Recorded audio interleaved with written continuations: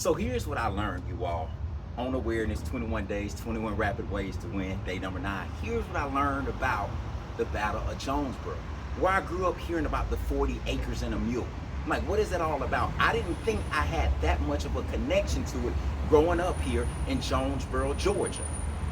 Going to J.W. Arnold Elementary School, less than a mile from here. I did not know the significance and that I was part and living part of the story. I was not aware. So what happened is the Battle of Atlanta, the campaign that happened in Atlanta during the Civil War, was very instrumental in the success of the Union. Here's how. One, when Atlanta fell and Sherman did his march to the sea, that basically took the cake. It sealed the deal. One, the blow to Atlanta cut off all of the supplies.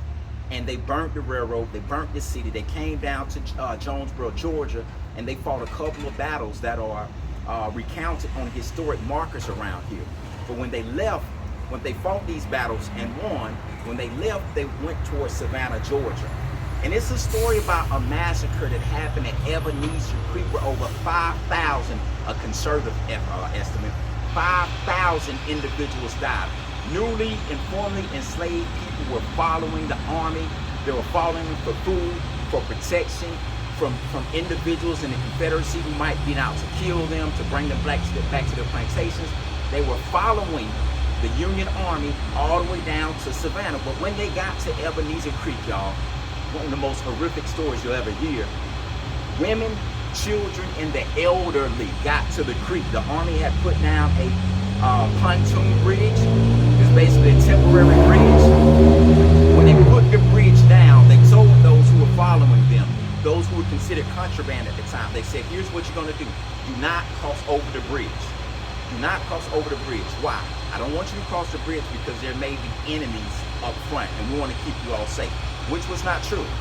So they held them basically with a soldier with arms to keep them from getting on the bridge. They held them back. And so once all of the military got across, they snatched up the bridge. And a group called Willer's Army, it was Willer's Cavalry, something to that effect, they came and they slaughtered and they murdered and they maimed some of those individuals who were following the Union Army to Savannah. Now, you may ask, well, what about, you didn't mention the young men who were strong enough to work.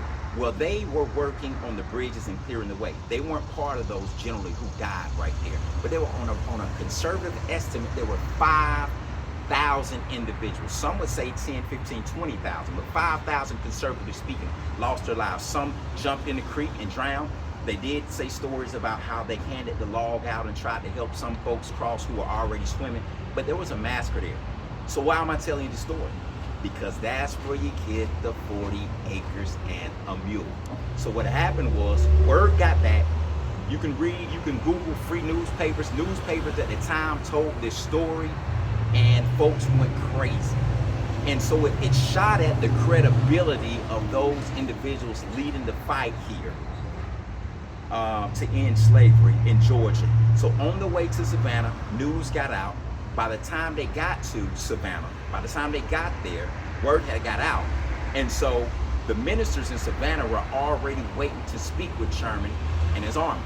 And so they spoke. Ultimately, the short and skinny of the story is there was a negotiation, and I think it was field order number 15, which declared that they were going to give about 400,000 acres to the formerly or the newly freed individuals. And part of that, individuals will be able to get 40 acres and a mule. Mules left behind during the war, some of the Army's mules, whatever the case may be, but that's where the 40 acres and a mule came from.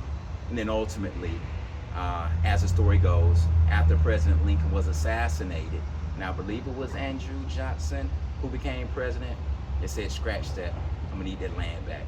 And so there are a lot of more details in that story, but that's the story about the Battle of Jonesboro, the March to the Sea. And remember, the reason when they took Savannah, the reason why that was so critical is because that basically took the Confederacy's will to fight.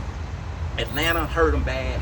The will to fight was gone by the time the taking of Savannah. And so that's a little bit of the history of Jonesboro. We're on day number 9 talking about awareness. 21 days, 21 rapid ways to win.